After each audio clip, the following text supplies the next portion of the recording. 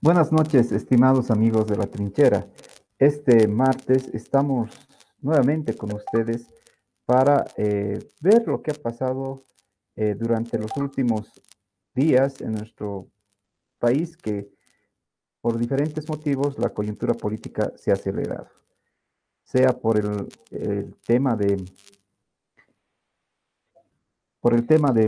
las movilizaciones contra la ley de ganancias ilícitas o por o por la defensa del gobierno de la huipala, pretextos para medir fuerzas entre gobierno y oposición. Una oposición política expresada en dos tímidas bancadas parlamentarias, Creemos y Comunidad Ciudadana, y por otro lado, eh, la gente que se vuelve a organizar en la calle, ya lo hablamos la anterior semana, eh, por el tema de los cocaleros. Pero a partir de ahora, las denominadas plataformas o pititas empiezan a reactivarse. Para esta noche, en primera instancia, tenemos como invitado a Roberto Márquez, un analista político, joven, nuevo, eh, politólogo de profesión, quien nos va a dar una posición, nos va a dar su opinión sobre lo que pasa.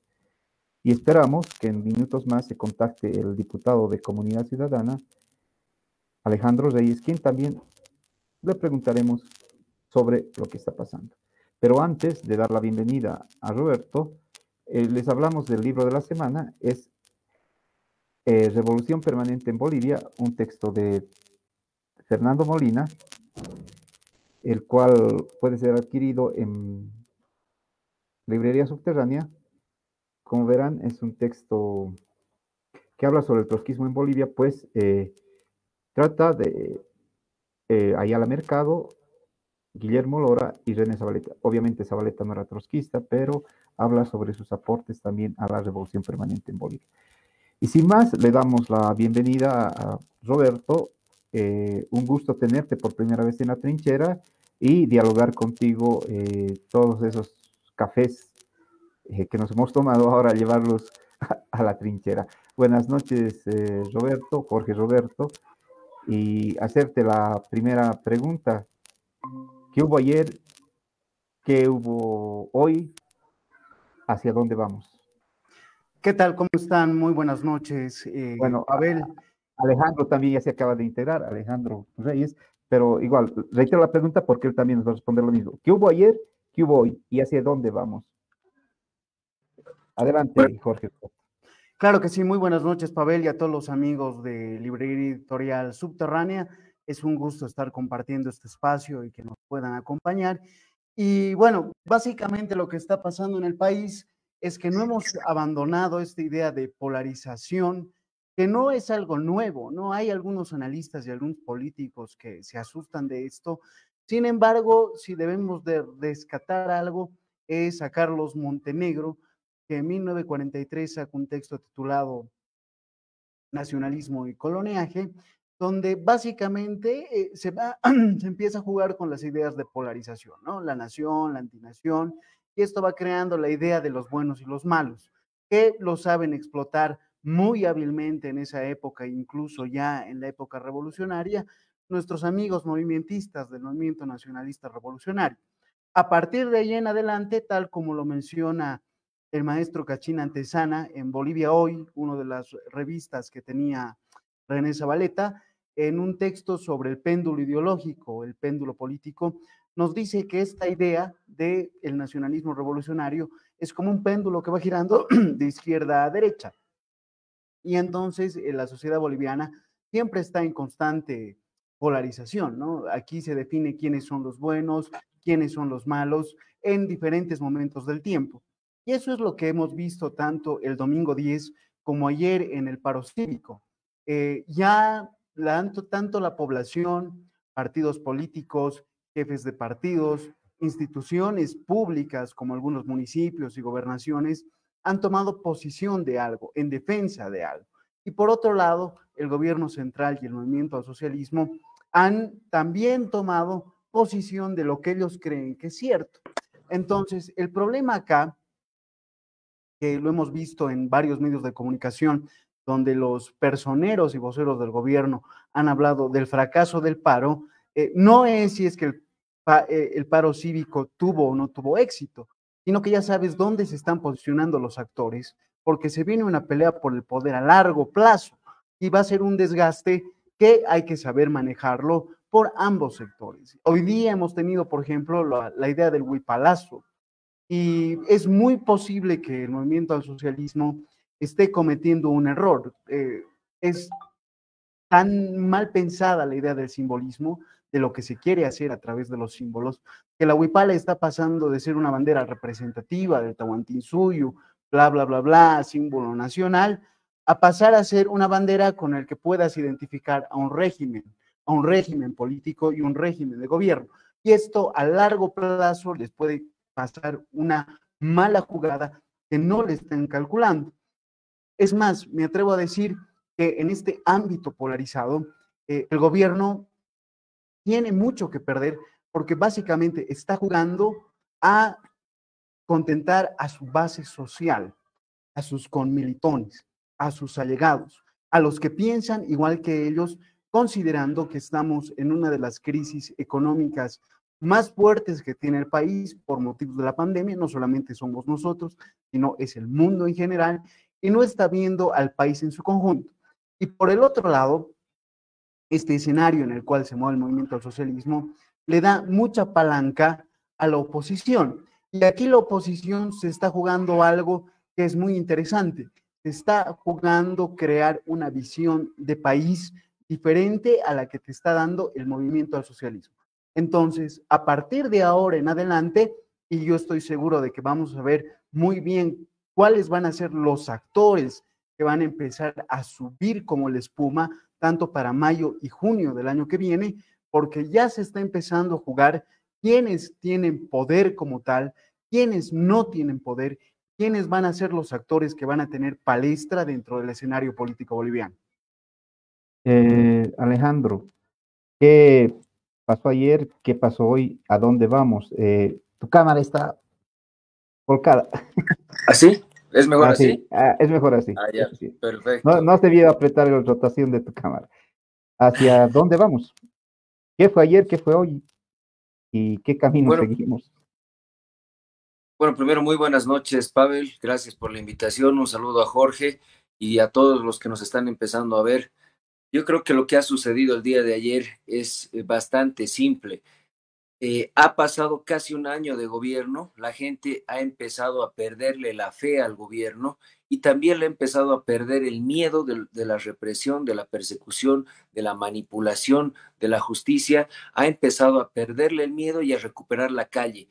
El proceso del 2019 ha sido un proceso bastante largo, desde el 2016, ese cúmulo de fuerza que se ha ido aglutinando en la calle, que ha ido ganando cada vez más discurso, más gente, hasta llegar el 2019. Desde el 21F hasta el 2019 han pasado 3 años, donde al principio eran cuatro gatos, como decía uno de los cantos, cuatro gatos que iban por las ratas, y se fue convirtiendo prácticamente en un movimiento ciudadano muy legítimo, con discurso propio y por supuesto con el monopolio, no el monopolio, en realidad con mucho peso en la agenda política y en la agenda mediática. Así fue, empezando de a poco. El día de ayer, después de tanta represión, después de tanta persecución, de violación de derechos humanos, de tener gente que es exhibida como trofeos políticos, como Yanine Áñez, o los ministros, o los militares, ¿no? Porque realmente encarcelar a altos mandos militares, eso es una lección para la ciudadanía, para no meterse, para cuadrarse con el régimen. Sin embargo, el día de ayer, a pesar de todo ello, ha empezado a salir la gente, ha empezado a recuperar su esquina, ha empezado a recuperar los viejos cantos y le ha hecho frente a las viejas y mal acostumbradas, en este caso hordas masistas o grupos de choque o como quieran llamarle, a estos grupos organizados, estas minorías organizadas de funcionarios públicos que está acostumbrado a sacar el MAS todo el tiempo, con paga y por supuesto con elementos para confrontar, pero sin la creatividad del discurso, solamente repitiendo viejas consignas que no tienen ningún sentido hoy por hoy. Entonces, lo que yo veo es que el día de ayer hemos ganado un poco el espacio de la calle, le hemos dicho al gobierno que estamos aquí, que vamos a salir a la calle cuando sea necesario, cuando tengamos la causa justa, y en este momento creo que la causa justa es justamente hacerle frente a este paquete de leyes autoritarias, a esta vulneración que está tratando de producir a cada uno de los ciudadanos el gobierno, esta intimidación. Por supuesto, creo que lo más importante de todo ello es que una vez más nos hemos reencontrado con viejos amigos en la calle. Eso me ha sucedido a mí el día de ayer cuando me he encontrado con viejos activistas que una vez más han estado dispuestos a salir, y la misma gente también los ha vuelto a reconocer, y los liderazgos de la calle una vez más están emergiendo. Por otro lado, lo que decía Jorge, el tema de la polarización, es la forma de gobierno, creo, que ha tenido el MAS siempre. Ha utilizado siempre el imperio para justificar sus acciones, sus males, y todo lo que no podían hacer o realizar, pues le han echado la culpa al imperio o a los imperialistas, a los liberales, a los capitalistas, a los opresores. Creo que siempre ha sido su forma de dividir entre el bueno y el malo. Sin embargo, ahorita estamos prácticamente en una división del bueno, el malo y el feo. Según ellos son los buenos, nosotros los malos, pero el feo siempre va a ser Evo Morales. Entonces, por lo tanto, el señor Morales, que es el poder detrás del trono, es el que está orquestando este tipo de acciones, este tipo de confrontación interna en su partido, confrontación externa dentro de lo que es las fuerzas políticas, y confrontación en la calle, porque esa es su especialidad: los bloqueos, los choques, los insultos, los palos. Eso es lo que ha hecho siempre Evo Morales desde el día uno de su carrera política, hasta que ha sido presidente, y por supuesto ahora sin ser nada, lo está haciendo de la misma forma. Entonces, tenemos el panorama donde la gente le va perdiendo el miedo, donde la calle una vez más es el punto de encuentro para hacer política, y por supuesto, ¿qué es lo que viene? ¿Qué es lo que vamos a hacer? Está muy claro. Las fuerzas se van a medir en la calle. Lo que nos falta construir es una visión de país. ¿Por qué? Porque el modelo que está ya en ejercicio del MAS, ese modelo estatista, anquilosado, con muchas deudas, que tuvo la suerte de tener una bonanza económica para gastar muchos recursos y así reducir la brecha de la riqueza. Sin embargo, ahora es incapaz de generar ella, es decir, no puede generar riqueza, no tienen el ingenio, por así decirlo, o el conocimiento para producir una reactivación económica que sea realmente latente, que la pueda la gente en su día a día lo pueda palpar. No pueden producir ese tipo de reactivación económica. Estamos viendo cada vez más el desgaste. Yo en mi gestión había hecho la denuncia sobre las empresas públicas, la deuda que le deben, o sea, la deuda que tienen con el Banco Central, que es una deuda que le tienen a todos los bolivianos, que es de 137 mil millones de bolivianos, lo que significa que es todo ese dinero ha ido a fondo perdido, ha ido a empresas que no producen un solo peso de riqueza, que son incapaces de generar absolutamente nada bueno para los bolivianos, y lo peor de todo es que solamente se manejan por gasto. Entonces, es parte esto de un modelo de gestión pública, es parte de una visión económica que se está agotando, que ya se ha agotado. Es más, yo diría que estamos dando sus últimas bocanadas de pez fuera de agua, de pez fuera del agua, y lo más importante, creo que nos compete a todos, especialmente a los que sueñan y piensan en una Bolivia mejor, generar debate político, pensar un modelo de país, pensar un modelo económico nuevo que realmente pueda sacar adelante a Bolivia en un momento crítico, como decían, de pandemia, de crisis económica, y donde prácticamente estamos inmersos en una crisis mundial. Entonces, tenemos que entender que no somos una isla, tenemos que entender que la ideología solamente nos ha servido para alejarnos de nuestros vecinos, y lo más importante, tenemos que empezar a trabajar de manera seria, tenemos que empezar a pensar de manera seria, y a tener y a buscar aliados estratégicos que nos permitan salir adelante. Entonces, es difícil la tarea, pero creo que este sería el momento oportuno, como dirían algunos, para el surgimiento de liderazgos nuevos, especialmente de la gente joven que se quiere dedicar a la política. Eh, Jorge, te decía al principio, ahí se han empezado a notar dos liderazgos. Uno que en la parte formal, y Alejandro, soy muy duro con lo que es comunidad ciudadana, y creemos que está en el Parlamento, cercado, viviendo en su burbuja, y por el otro lado está lo que se ha empezado a ver en Adepcoca, se ha empezado a retomar ayer con los movimientos sociales. Eh, ¿Cómo es la construcción de la oposición real en Bolivia? No de la oposición formal, sino de la real, de la que está en las calles. Ayer un analista decía que otra vez el MAS está perdiendo la iniciativa en las calles y le está cediendo. ¿Y por qué no? Y mira, mi reflexión va en lo siguiente. No concuerda porque Yanine Áñez llega al gobierno con apoyo popular de los movimientos sociales, de todas las movilizaciones de los pititas, y resulta que no puede, no se mantiene. Cuando se va tiene un apoyo bajísimo según las encuestas, o sea, las encuestas de medición de percepción sobre la presidenta. Entonces, ¿qué pasa? ¿Esta oposición formal representa a la oposición que esté en las calles? Hay que considerar varios aspectos que tienen que ver con la formación de los partidos políticos y el fracaso de estas formaciones, ¿no? Esto no es algo que lo estamos viviendo ayer o que lo estamos viviendo hoy o hace 3 meses. El gobierno transitorio a la cabeza de Yanine Áñez nos muestra muy claramente que durante 14 años, la oposición nunca se ha formado para tomar y administrar el poder estatal. Eso te muestra el periodo transitorio. Ninguno de los que antes eran legisladores que pasaron al Ejecutivo y tomaron ministerios tenía la capacidad de entender cómo se mueve el aparato administrativo del Estado boliviano. Pensaron muy ingenuamente que era simplemente mandar, desear, firmar y hacer. El mundo no funciona así, el mundo no funciona jamás en estos términos. Y este es el gran problema que nos ha mostrado la transición. O sea, hay un bloque opositor aparentemente partidario, pero que no está formado para tomar el poder. ¿Y a qué me refiero con esto? La falta de formación de escuelas de liderazgos dentro de los propios partidos.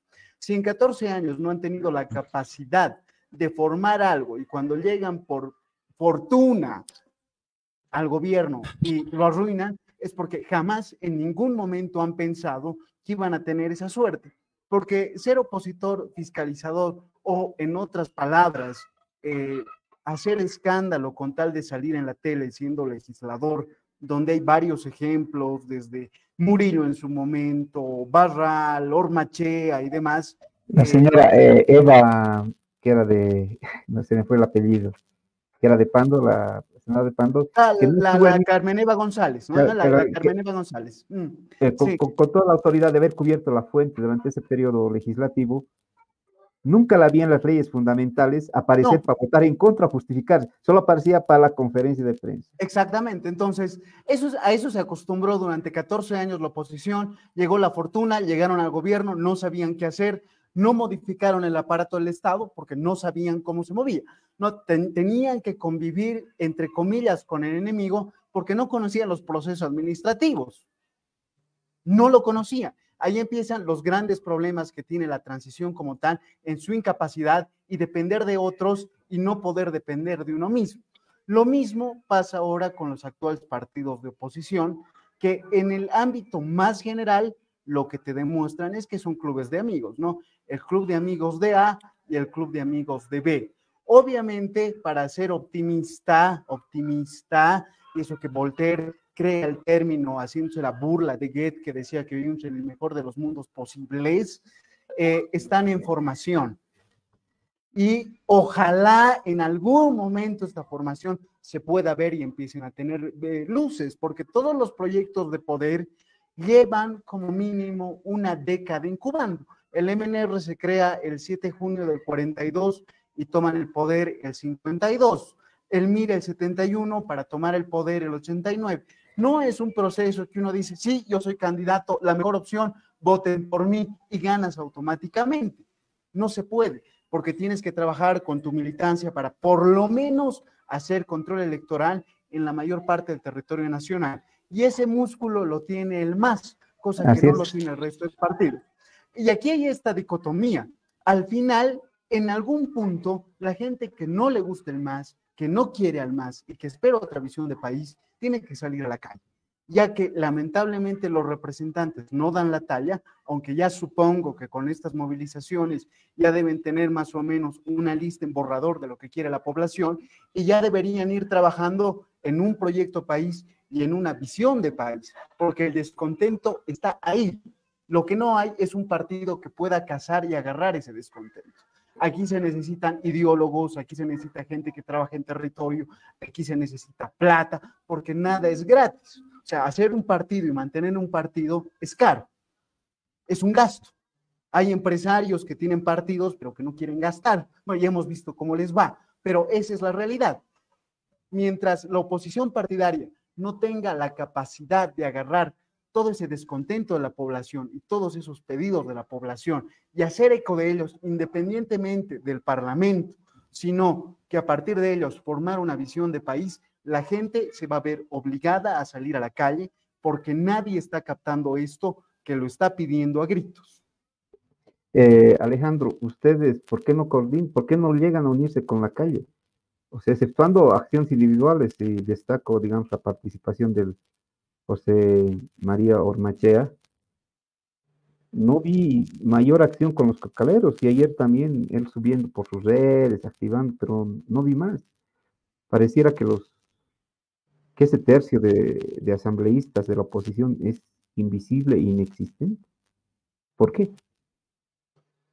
Bueno, yo concuerdo con Jorge en el sentido de que se necesita formar a los que van a ser tus correligionarios partidarios, en este caso a la gente que va a compartir la misma visión, pero para ello primero tienes que definir tu misión, tu visión, tu objetivo, lo que eres como partido. En ese proceso están estos partidos, están los partidos que se están empezando a formar y los que estamos también en el Parlamento. Hay una gran diferencia, como tú decías, en la forma en la que uno llega. Yo vengo del activismo. Creo que gran parte de los parlamentarios de Comunidad Ciudadana vienen del activismo, pero no es lo mismo ser activista en la calle que ser activista en el Parlamento. No es lo mismo ser legislador que ser activista afuera de la Plaza Murillo. Necesitas tener primero un poco de escuela interna, necesitas tener disciplina partidaria, necesitas ciertos requisitos que te permitan funcionar en el Parlamento y también tener una acción en la calle. Eso no existe en este país, creo yo, desde que ingresó el MAS al gobierno central. Aniquiló esos espacios de la oposición, aniquiló los partidos, en este caso podríamos decir tradicionales de oposición o tradicionales, que tenían escuela partidaria, que tenían una escuela legislativa y que podían producir un vínculo con la sociedad. Eso se terminó con el MAS. El MAS produjo su propia escuela interna, el MAS produjo su propio vínculo con la sociedad, pero no es ni lo que había y tampoco lo que está viendo en este momento, que es parte del MAS, tampoco es lo que está funcionando. Y la más clara evidencia es lo que ha sucedido con esta ley de enriquecimiento ilícito, donde el MAS no socializa con sus bases, no socializa ni con su bancada y nadie es capaz de defender ese proyecto de ley, ni siquiera el presidente de la Cámara de Diputados, ni siquiera el presidente de la Cámara de Senadores, ni el ministro, nadie defiende esa ley. Es increíble, los mandan a los peores a que defiendan esa ley. Yo he visto a una señora que creo que es la encargada de la UIF defendiendo la ley porque es su cargo el que está en juego. Entonces, prácticamente nadie defiende esa ley. ¿Y eso por qué? Porque el MAS realmente está perdiendo también su formación partidaria y se debe seguramente al conflicto interno. Por otro lado, en la oposición nosotros estamos buscando las formas. Dentro del Parlamento, yo te puedo comentar, realmente hay mucho activismo, muchos discursos encendidos, pero después no quedan en nada. Y tenemos a los que están realmente tratando de construir partido, pero que no saben vincularse a la calle. Y tenemos a los otros que no tienen ni formación, ni activismo, ni nada, y están tratando de aprender también en las sesiones de la Asamblea. Entonces, realmente lo que falta es una escuela política. Y creo que lo más importante es entender que la política es algo a lo que te tienes que dedicar. A mí no me gusta cuando veo a algunos colegas parlamentarios que hablan despectivamente de la política como si ellos fueran otra cosa, como si ellos tuvieran otra profesión, como si fueran médicos, doctores o lo que sea, y no están en el Parlamento. Creo que los políticos tienen que ganar experiencia, creo que tienen que profesionalizarse, y lo mejor en este caso sería darles también un grado de cultura, darles un grado de academia que permita también entender la realidad en la que estamos. Entonces, lo grave, creo que en este caso, en el punto en el que estamos en este momento, es que el MAS está agotado internamente, el MAS ha agotado su discurso, el MAS ha agotado sus liderazgos. El propio Luis Arce, que en teoría era un liderazgo nuevo puesto por Evo Morales, está tan agotado como él. Entonces, no son capaces de leer la realidad de este momento, y la oposición está también tratando de crear sus nuevos liderazgos, está tratando de autoformarse, por así decirlo, y por supuesto de buscar un camino. Ahora, lo difícil y lo grave es, por supuesto, enlazar la falta de recursos con liderazgos y por supuesto con una visión de país. Al final de cuentas, la política es lo que es, y se hace lo que se puede con lo que se tiene. Y seguramente si el proyecto del MAS y Arce Catacora se agotan, pues irán por Evo Morales o por cualquier otra opción que estará aún peor o más agotada, y nosotros como oposición ojalá no vuelva a pasar lo que ha sucedido en la transición, donde prácticamente les ha llegado el poder por fortuna a la oposición, y una vez más se desperdició esa oportunidad de construir país, se desperdició por la inexperiencia política, y más bien ahora tendremos un poco más de criterio, de tiempo y de formación para mejorar, engranar o perfeccionar el comportamiento partidario, a los cuadros políticos, y también empezar a tener un vínculo diferente con la sociedad civil, que también está desorganizada. Vale la pena resaltar de que los colegios de abogados, colegios médicos, estos cuerpos intermedios de la sociedad civil también están desorganizados, también se han vuelto, o sea, también han perdido la institucionalidad. Prácticamente lo que ha pasado con este país estos últimos años es que se ha perdido la institucionalidad, se ha destruido el tejido social, y lastimosamente todo el mundo tira para su lado, confundido como siempre. Es realmente grande la tarea que le toca a cualquier gobierno o a cualquier persona o a cualquier liderazgo que se vaya formando para asumir un espacio de poder después del MAS. Gracias, Alejandro. Eh, Jorge Roberto Arce, casi te digo, porque parecido el nombre. Jorge Roberto Arce, que fue uno de los fundamentales del Partido de Izquierda Revolucionaria, sí, del PIR. Jorge Roberto, pero la política no tiene tiempos, ¿no? No es como un partido de fútbol, no es como ir a clases y decir de 8 a 8 y media paso química, de 8 y media a 9 y media física, recreo. La política no tiene tiempos. En ese sentido, por lo que me dice Alejandro, queremos justificarnos poniéndonos demasiadas etapas para llegar a un resultado. Pues lo veo así. Y es que, no, dime. Mira, es algo muy interesante. El movimiento al socialismo, como el MNR en su tiempo, ha roto con el sistema de partidos, ha roto con sus estructuras, con sus escuelas de formación.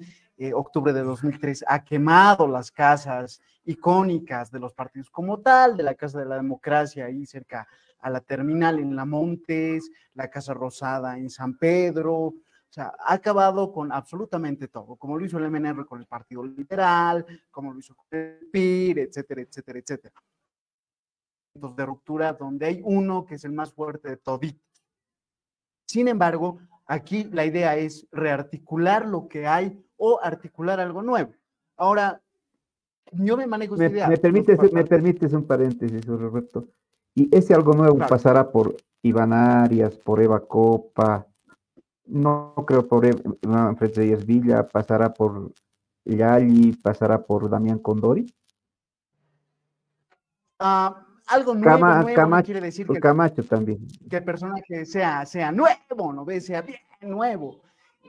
Por ejemplo, acá el viejito de los demócratas, no, por si acaso, Alejandro, no estoy hablando de tu viejito jefe de partido, estoy hablando de este otro viejito que es, se me dio el nombre. Costas. El que tenía que... No, en los Estados Unidos, en los demócratas de los Estados Unidos. Biden. No, el otro, el Trump. otro, el otro, el otro. Bernie No, no, Sanders. Bernie Sanders. Bernie Sanders. Bernie Sanders tenía un lenguaje que era de renovación, de una nueva generación política. Tenía esa llegada con los jóvenes vistiéndose de saco y corbata, ¿no? Claro. No como aquí Mesa tenía que vestirse esto al chango para llegar a los changos. Never in the life. Exactamente, ¿no? Esas cosas en política son posibles porque en teoría los políticos tienen olfato para saber cuál es el discurso que hay que llevar a cabo. En Bolivia, lamentablemente, no tenemos, por un lado, una larga tradición de partidos en democracia. Hasta el momento, clubes de amigos que se están constituyendo como partidos políticos. Hay caras que sí muestran que han tenido un desempeño bastante interesante. Camacho, que ahora es gobernador, Eva Copa, que ahora es alcaldesa del Alto, pero se ha quedado sin partido, ¿no? Pero la han expulsado. Por el otro lado tenemos a Iván Arias, un equipo que ha ganado el municipio de La Paz, pero que no tiene partido, ¿no? Que está tratando de construir un partido. Y aquí está el gran conflicto. La política, nos guste o no nos guste, porque básicamente lo que han hecho estos nuevos partidos es jalar a un montón de activistas, ponerlos en listas y hacer partido con ellos. Nos guste o no nos guste, la política es una profesión. Corto y largo plazo necesita de formación. El gran problema que hay actualmente en casi la mayor parte de la administración pública es que los nuevitos que han ganado no conocen de la administración del Estado, para comenzar, y esto les trae problemas de gestión. Incluso dentro del movimiento al socialismo es ya pues evidente de que no hay un discurso rector. Hace un par de días María Galindo le hizo una entrevista a este muchacho que apellida Villalba, Gabriel Villalba, si no me equivoco, y él explicaba que el MAS era socialista, comunista, catarista, indianista, o sea, era un cúmulo de contradicciones. Marxista, leninista, te olvidaste. Marxista, exacto, marxista, leninista, todo, ¿no? Y esto socialista y comunista, o sea, en su vida ha leído un libro de Marx ese muchacho. Claro, un cúmulo de contradicciones, y este es el problema. Y aquí es cuando el MAS y las cabezas que tenía el MAS han ido desapareciendo, o sea, se nota realmente que falta el Filipo, se nota realmente que posiblemente falte el Álvaro, se nota realmente que no hay ideólogos, no hay pensadores, ¿no? Porque ahora el MAS se está convirtiendo en repetir de memoria lo que dice un panfleto. Los otros partidos están tratando de construir su panfleto. Entonces, están en esa pelea a ratos infantil. A momentos yo me peleo con mi hija por macanas, digamos. Estamos más o menos en ese escenario. Y queremos tratar de convencernos entre nosotros en ganar la calle, que María Galindo diría que es una cosa de bien machos, ¿no? Vamos a arreglar los problemas a la calle. Bueno, vamos a hacer. ¿Quién ha ganado? Los dos. O sea, hemos llegado a un punto un empate. Que ganan los dos, ¿no ve? Es un empate catastrófico para todos. Porque por un lado, la sociedad civil se organiza con el CONADE, comités cívicos, y la gente sale porque tiene la voluntad de salir, y por el otro está sacando funcionarios y está sacando a tu militancia. Así ganaron los dos. Ahora, el problema no es quién va a ganar en el fondo. El problema es qué visión de país queremos, qué visión de país nos van a dar. Y lo más importante, y lo que todos los partidos se han olvidado, es la política es una profesión, la política al ser una profesión necesita de formación. ¿Le están trabajando? ¿No le están trabajando? Por el momento, por lo que se ve, en todititos están en formación. ¿Cuándo vamos a poder ver esto realmente, cómo están articulados? Yo supongo que es entre mayo y junio del año que viene, porque los que han ganado van a demostrar, por un lado, qué han hecho en gestión, por el otro, cómo han sabido moverse políticamente contra el gobierno. Camacho hizo algo espectacular. ¿Quieren que vaya a declarar a la paz? Voy a ir pues, a declarar a la paz. Y ahí el gobierno, claro, ahí el gobierno se volvió loco. ¿Cómo? No, la idea era que diga que quiere declarar allá. Nada, señores. Porque no iba a declarar, punto, listo. Claro. O sea, si Camacho venía, declaraba y se iba, y era un héroe. Si Camacho venía y lo detenía, y era un héroe. O sea, el escenario se modificaba, no importaba lo que le fuera a pasar, Camacho iba a ganar. Entonces colgaron muñequitos y al final dijeron, no, tiene que declarar primero su papá. Sale la fiscalía de la manera más timorata con una excusa sacada de Condorito, ¿no? Es que si no declara a su papá primero, no va a poder declarar él, ¿no? Es bien de colegio, ¿no? Es bien de colegio, de que el regente va a hablar con el papá primero y después lo va a reñir al chiquito. Claro. Entonces, es eso, ¿no? Está empezando a haber cálculo, está empezando a haber choques, se está empezando a ver ahora con lo que ha pasado en estos 2 días a los liderazgos emergentes y también se está viendo a los tibios. Manfred ha cometido uno de los más grandes errores con posiblemente Arias. En el primero decir, no vamos a acatar, ya vamos a acatar, pero mejor no acataremos.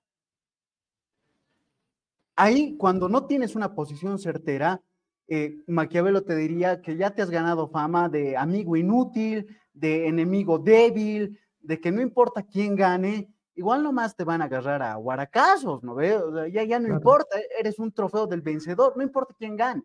Quien gane ya no te va a considerar, te va a creer que eres una pequeña hormiga por ahí. Porque a mí me impresionó una cosa, en la reunión que hubo el 10 de octubre en la Asamblea Permanente de Derechos Humanos, Carlos Mesa salió todo gallo, pero como nunca en su discurso. Incluso fijó posición, marcó distanciamiento la senadora Barrientos y dice, nosotros estamos cerca, creemos, ¿eh? Y dijo, de aquí nos van a sacar muertos, que no sé qué, algo que es muy raro en este viejito.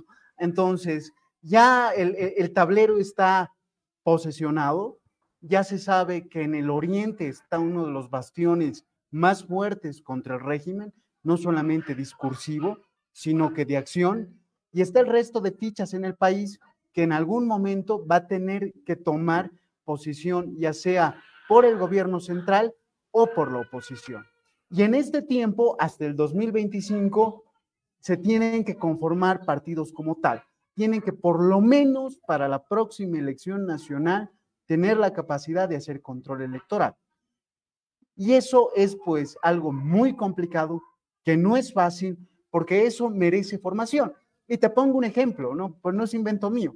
El MNR hasta hace poco tenía el Instituto, chao hijita, el Instituto de Formación Democrática Carlos Montenegro, donde todas las generaciones de monos se formaban ahí, no solamente en el tema ideológico, en la vocería política, sino también en la administración del Estado. Cosa que ahora no tenemos. Tenemos a gente que es opositor al MAS, que ha concentrado el voto anti-MAS, que ha ganado, pero que en el proceso de haber ganado, jurado y acomodado, está aprendiendo a lo que es manejar el aparato estatal. Entonces, tienen un desafío que es muy grande. Si fracasan, lamentablemente, van a dejar de ser opciones. Y yo estoy seguro de que el gobierno está jugando ese desgaste. Es mejor que ir un revocatorio al alcalde A, B, C o D, que haga su gestión tan mala como la está haciendo, porque así toda su generación y todo su equipo van a desaparecer del 2025 en adelante. Y claro, ellos tengan una nueva chance, o aparezca un nuevo grupo con la misma suerte que vuelva a acumular el voto anti-MAS y gane. Si es que pasa esto, esperemos que el nuevo grupo que aparezca por lo menos tenga la formación necesaria para no desgastarse en tan corto plazo, porque al final del día lo que importa es saber hacer gestión, y la política es un arte, y la política es pragmatismo. O sea, si hay algo que aprender de los monos, es que tenían esta habilidad aquí de cómo saber hacer las cosas, y si ha habido un político que es posiblemente uno de los más inteligentes y pragmáticos que ha tenido este país, y que ha hecho con el país lo que le ha dado la gana, es Paz Extensor. Si le sirve de ejemplo, bueno o malo, es indiferente, pero el tipo ha hecho lo que ha querido, desde aprender a ser presidente del 52 hasta romper el modelo que él mismo creó en el 85. Entonces, estas tomadas de posición de decir, yo soy, tengo esto y les ofrezco esto, es lo que le falta a la oposición, porque lo que quieren hacer es acomodarse al discurso del MAS. Ahí es no solo reactiva, no solo proactiva. Exacto, y eso, exactamente.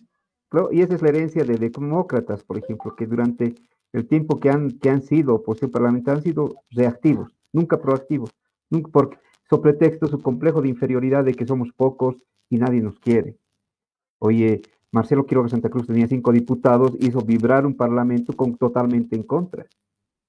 pero es que eran políticos, estamos hablando de gente que tenía formación, independientemente de que sea liberal, marxista, socialdemócrata, etcétera, etcétera, etcétera. Los anteriores parlamentarios sabían qué posición tomar. La ADN trabajaba con una fundación para la formación de sus cuadros. No es que el Titos de Vila y compañía Fernando Kiefer y demás eran aparecidos que llegaron ahí. No, ellos sabían qué discurso vender. MacLean es el más claro ejemplo de cómo son las cosas, ¿no? Claro, se formó durante el Bancerato. Ah, es así, o sea, se necesita formación. Otros que tenían mejor olfato, incluso fueron vicepresidentes de la Asamblea Popular, y me estoy refiriendo a Óscar Franco. Claro. La política no solamente es leer como loco en tu casa o torturarte como lo hace la gente del POR o el PURSA en la UNSA, ¿no? Sino que también... sin alusiones personales. No, que está bien, que es una parte, pero Óscar Aid para mí es un ejemplo del animal político, del zoom politicón aristotélico.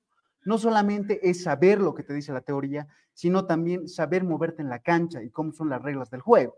Tener muy en claro cuál es la realidad en la que realmente estás haciendo política y cuál es tu ideal, y hacer esa separación. Y debe ser uno de los operadores políticos más grandes que ha tenido este país y que ha puesto 4 presidentes. Entonces, esas cosas son los que faltan ahora en estos partidos, que esperemos que hasta el 2025, que están a la vuelta de la esquina, por lo menos tengan una camada con esa capacidad y esa sed de poder que se necesita, porque aquí no somos ni monjitas descalzas, ni un grupo de franciscanos, no, queremos poder, así hay que ver la vida como la veían los Borgia. Vos eres el papa, vos vas a ser mi hijo, vas a ir a agarrar cosas a mi nombre, etcétera, etcétera, etcétera. Hay que ver esa parte cruel de la política que a mucha gente no le gusta y por eso se ha empezado a alejar de ella.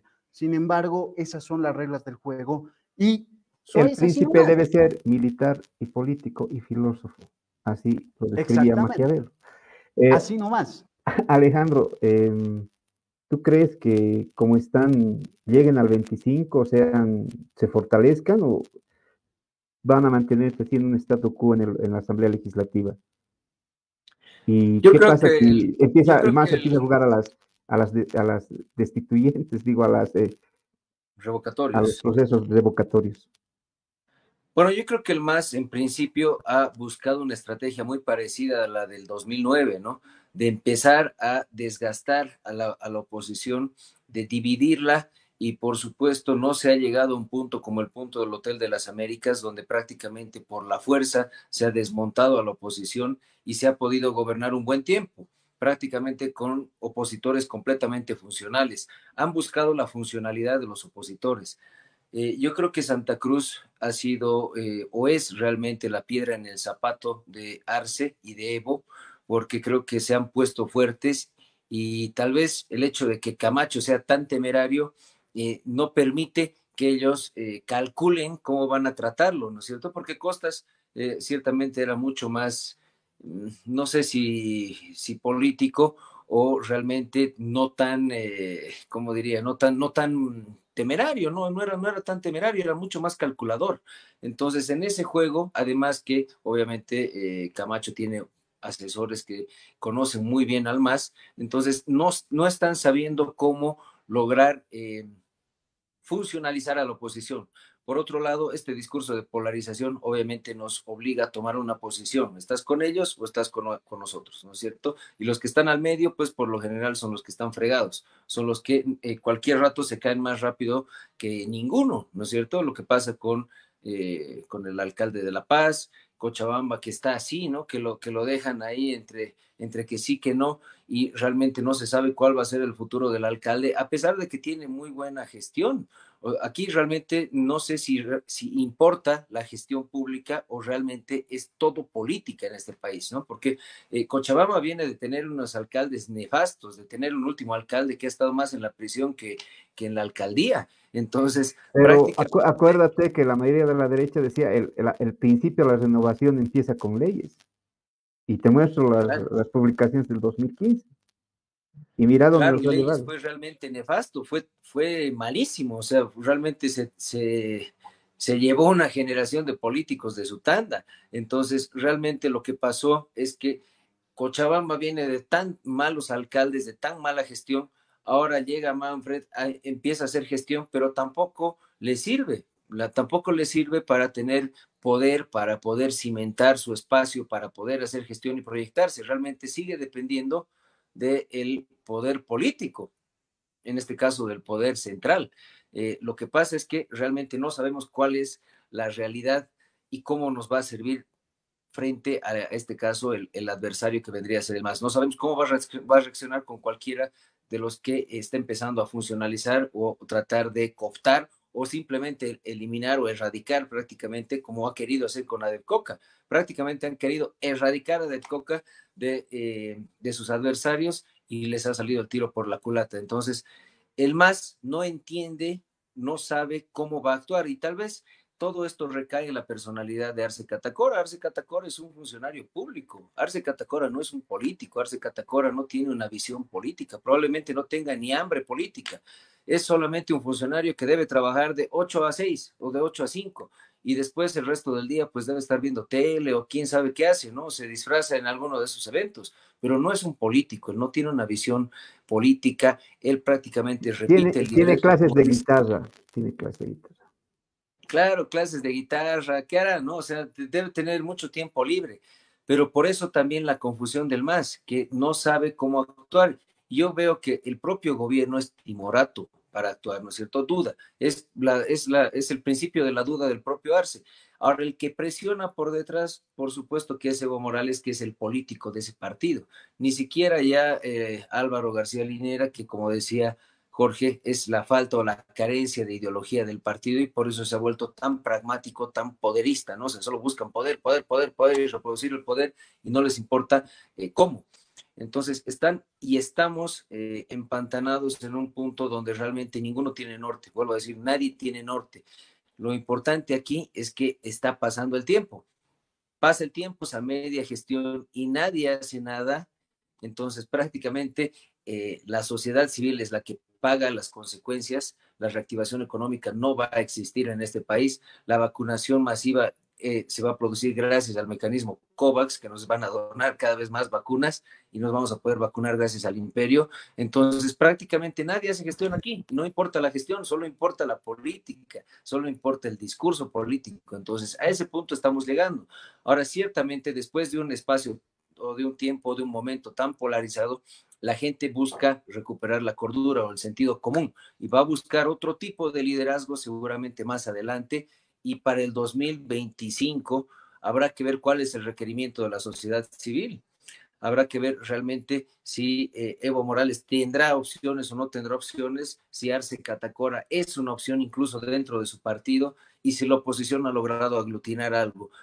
Yo soy no sé si más pesimista, pero creo que esto también es muy fortuito y yo creo que quien lo haga mejor puede ser Camacho, puede ser Manfred o puede ser cualquiera dentro de la Asamblea que puede llegar a capitanear el requerimiento civil o ciudadano del 2025 en base a las consecuencias de lo que estamos viendo ahora. Y para medio tiempo, para medio término, realmente vamos a ver si el MAS tiene la fuerza de revocar o de sacar a sus adversarios o va a tener que convivir con ellos hasta el 2025, que me imagino que no es lo que quiere. Me imagino que quiere sacarlos antes del 2025, pero sin embargo, si sigue con esta misma lógica, así tan incongruente con lo que piensa y lo que busca hacer, entonces yo creo que vamos a tener un 2025 muy parecido a este momento que estamos viviendo. Gracias, Alejandro. Ya entrando en la parte final de de este diálogo, em, Jorge Roberto, ¿qué vamos a hacer a partir de ahora? Yo te reitero, me parece que estamos manejando tiempos muy a largo plazo, estamos queriendo pecar de pitonizos cuando las coyunturas se vuelven demasiado rápido. Yo recuerdo este texto ah, se me fue un sociólogo argentino que vive en Francia, no recuerdo el nombre en este momento, no es Dussel, que decía que el socialismo, en 2014 decía que el socialismo del siglo XXI había llegado para quedarse por lo menos 30 años y que la construcción de oposiciones recién empezaría a partir del 2025. Entonces, eh, y ves que al año siguiente subió Macri en la Argentina y hubo un derrumbe de todo lo que significa em, todo lo que significa esta forma de populismo eh, y la construcción de alternativas apresuradas em,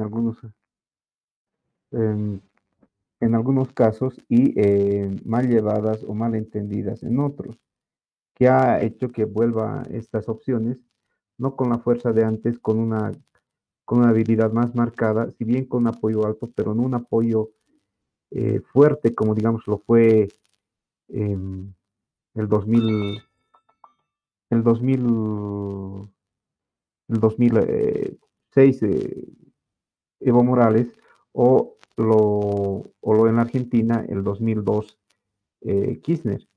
Entonces se han depauperado muy rápido y como te digo es muy difícil de asegurar algo cuando los tiempos son demasiado volátiles en política, especialmente en Latinoamérica. Otra cosa, Europa, o sea, si hacen el primer año de gestión bueno el Partido Socialista Obrero Español en España, sabe que tiene hasta una reelección asegurada, o o por decirte, los conservadores ingleses, eh, ya tienen, pero aquí es muy volátil. ¿Tú crees que nos podemos poner márgenes demasiado amplios después de lo que está pasando estas últimas 2 semanas? Hay que considerar una cosa, la política boliviana siempre ha sido muy volátil. El sexenio es el ejemplo, el gobierno de Bush, el gobierno de Villarroel, siempre estamos en constante contradicción. ¿Qué es lo interesante de tener pensadores en los partidos, estrategas y demás? Que a partir de los sucesos que pasan delante de ellos, ellos te dan salidas. Creo que lo charlamos alguna vez. Walter Guevara, que con la tesis de Ayopaya quiere patear a la de Pulacayo y se da esa fama de intelectual. Y te lo dice incluso hasta en entrevistas, ¿no? El nacionalismo revolucionario es como este vaso que le puedes llenar del contenido que te dé la gana. ¿Por qué? Porque la coyuntura es rápida, se mueve muy rápido y hay que actuar rápido, hay que estar ahí prendidos. Eso es lo que les está faltando a estos partidos, ¿no? Porque son muy serenos, están recién aprendiendo, ya saben que pueden ir a la calle con cualquier tipo de confrontación, el movimiento de masas. Camacho ya les ha dicho, ¿quieren que vaya? Voy a ir. Su abogado lo dijo hace unos días. Ok, va aquí a declarar su papá, pero nosotros vamos a ir a La Paz porque nos han llamado a la paz. Entonces ya el gobierno central sabe que por ahí se ha puesto sin querer la soga al cuello, que habrán calculado, que habrán pensado, pero se han puesto la soga al cuello y supongo que esto debe ser la falta de corbata, ¿no? Ya, como ya no sienten nada que les está quitando la respiración, creen que puedes hacer lo que te da la gana, pero es así, o sea, hay que, primero, tener formación en lo básico, saber un poquito de historia, la historia es cíclica, hay cosas que se repiten en el tiempo. Nuestros problemas de la democracia ahora ya lo toca Cicerón en las Tusculanas, con 3 o 4 cosas que son brillantes, que las utiliza después Robert Dahl, ahí en uno de sus textos que te habla de la democracia y demás, o que te lo explica Sartori y Bobbio. O sea, no es que hay cosas nuevas en las cuales tenemos que empezar a descubrir cuál es la pólvora, ¿no? Luis XIV tenía una frase que era impresionante, el rey sol te decía que no hay nada nuevo bajo el sol. Entonces, muchos de nuestros problemas actuales, en algún momento de la historia, no solamente en nuestro país, sino que también del mundo, ya se han dado y también están las soluciones. La cosa es que ninguno de los partidos actualmente tiene la capacidad de sentarse, razonar y ver qué hacer. Simplemente van a la confrontación rápida porque uno, te da cámaras. Dos, no hay programas claros de los partidos.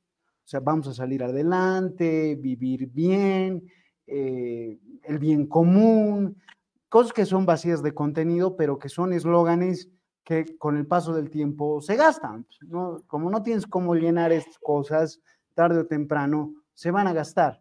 Entonces, no hay una visión clara de país. O sea, ¿estamos en una crisis? Sí, estamos en una crisis.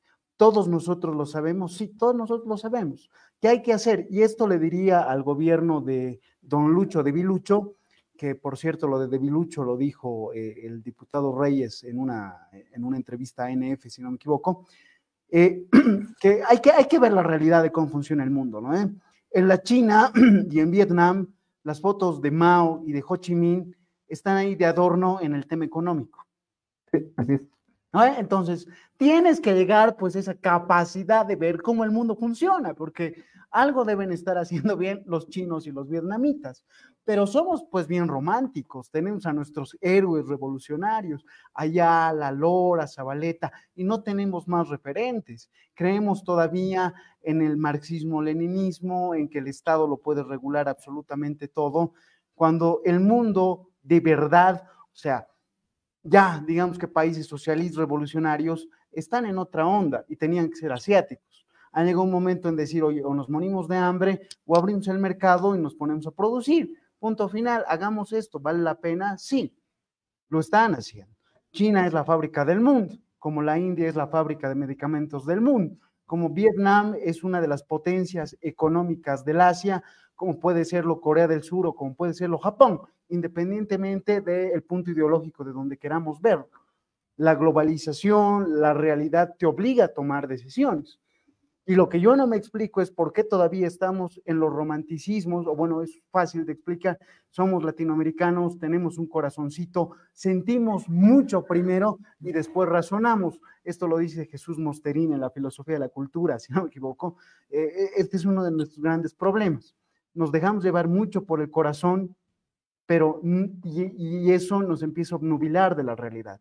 Ejemplos hay. ¿Qué han hecho los chinos que les ha salido tan bien? ¿Qué han hecho los vietnamitas que les han ido tan bien? O sea, Bolivia es el corazón de Sudamérica. Geográficamente estás en uno de los mejores lugares que pudieras estar. Entonces, déjate de macanas, mira estos ejemplos revolucionarios que por un lado los vietnamitas se han pateado a los imperialistas yanquis y por el otro los chinos han tenido un proceso revolucionario a la cabeza de Mao. Económicamente, Ho Chi Minh y Mao están para la foto. Lo mismo debería pasar en este país, porque el boliviano tiene ganas de trabajar, tiene la capacidad de hacer todo lo que queramos hacer. La feria de la 16 de julio nos muestra que los aymaras y los quechuas están más interconectados al mercado mundial que mucha gente que vive en la Florida, en la zona sur. Otro ejemplo claro, las fraternidades de gran poder, cuando se van a hacer sus trajecitos para bailar, los hacen pues, en la China y les ponen su loguito ahí digitalizado con láser. O sea, eso es lo que no quiere ver el gobierno. O sea, ya estamos. Está en una idealización hecha por Fausto Reinaga del indio oprimido, pero inteligente. Oh, no, oprimido nada más. Oprimido nada más, o sea, ya la realidad te demuestra que están en otra cosa. En Patacamay hace un par de años mostraban a un muchacho que ha hecho un robot. O sea, la gente y la sociedad se han autoformado, han empezado a hacer sus cosas. Es bien Hayek y Mises de escuela austríaca, ¿no ve? La acción humana. La sociedad va por otro lado, el discurso ideológico gubernamental va por el otro. ¿Por qué ese discurso pega a la población? Porque es sentimental. No modifica la realidad para absolutamente nada, pero es sentimental. Ahí está el apego. La realidad te muestra que están en otro lado, ¿no ve? El corazón lo tienes a la izquierda y la billetera la guardas en la derecha. Y al final del día, la gente va al mercado a comprar con lo que tiene y compra lo que necesita al mejor precio. No necesito explicarle del libre mercado, ya lo hacen automáticamente. El desafío, no solamente del gobierno de Vilucho o Superluchito, sino también posiblemente de Luis Fernando Camacho, el viejito de Carlos Mesa y compañía, es básicamente decirte qué visión de país quieres, dónde está Bolivia y qué hace el mundo, porque al final del día, las peleas que hay internas cuando te comparas con el mundo, somos pues una provincia abandonada del globo. ¿No? Somos una provincia abandonada del globo, parecemos una novela costumbrista, ya sea de Armando Chirveches o de Enrique Finot. Son los mismos problemas con otros actores un poquito más morenitos, donde se ve la idea del encholaje, cómo las élites van cayendo, Parecemos una de las novelas que es alucinante del Gonzalo Lema, es Contra Nadie en la Batalla, cuando llega la Revolución Nacional y cómo su familia queda afectada y que los hacendados que se dedicaban a jugar y demás tienen que trabajar en serio. Entonces, estas cosas siguen sucediendo ahora, digamos, pero nos estamos olvidando de que hay cosas más allá de Bolivia. Los bolivianos tenemos esa mala costumbre, y lo dice Arguedas, de vernos el ombligo, de creer que aquí todo es inmenso y que lo podemos todo.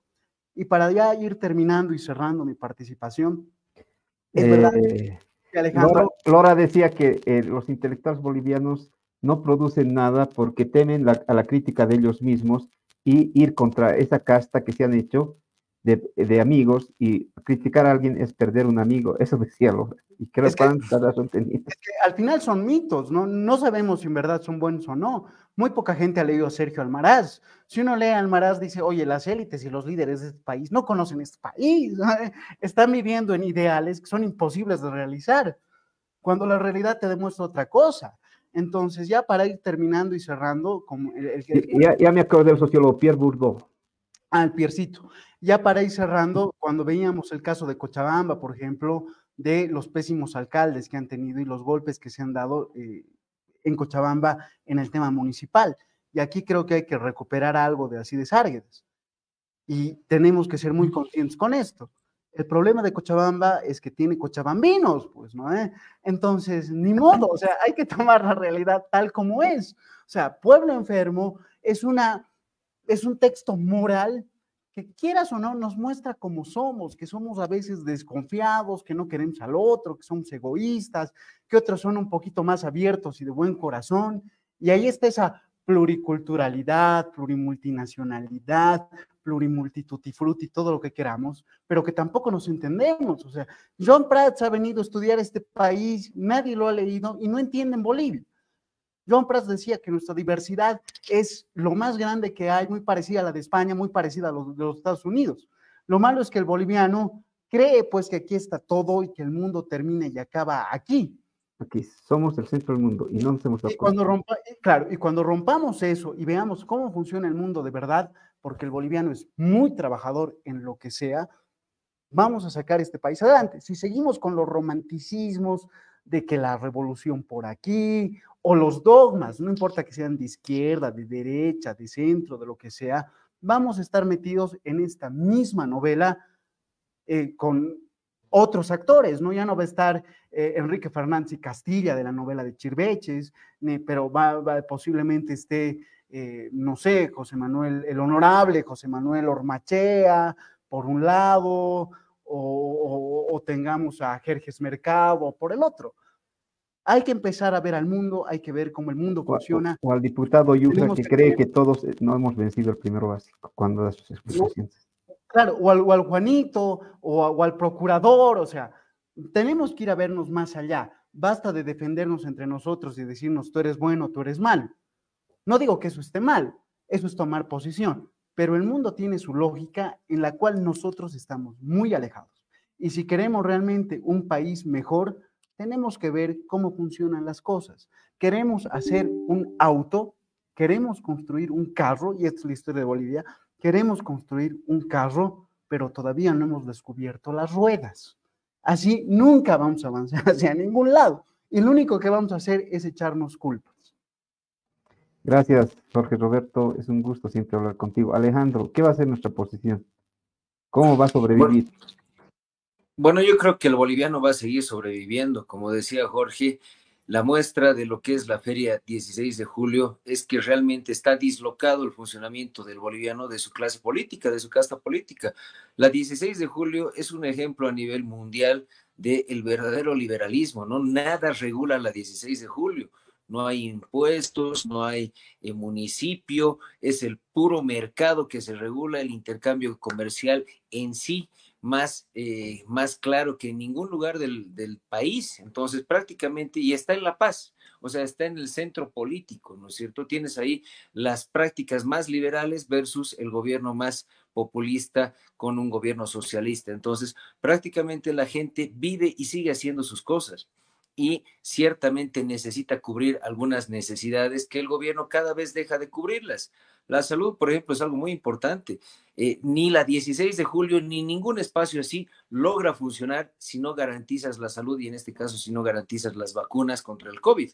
Entonces, eso sí es una falencia del gobierno, sea quien sea. En este caso, esta feria o cualquier persona va a demandar de su gobierno un mínimo de gestión que les permita seguir haciendo sus cosas sin que puedan perjudicarse. Otra cosa que perjudica al ciudadano son estas leyes donde prácticamente por la desconfianza, por la naturaleza de la desconfianza que tenemos los bolivianos, ya nos siembra muchísima duda el hecho de que basta con una denuncia, basta con una envidia, basta con una persona que tenga un poco más de poder para hacer que el otro tenga que abrir sus cuentas, explicar el porqué de su fortuna, explicar muchas cosas. Entonces, son pequeñas cositas que sí incomodan a la población y eso no está teniendo lectura el MAS, no está teniendo lectura probablemente tampoco la oposición.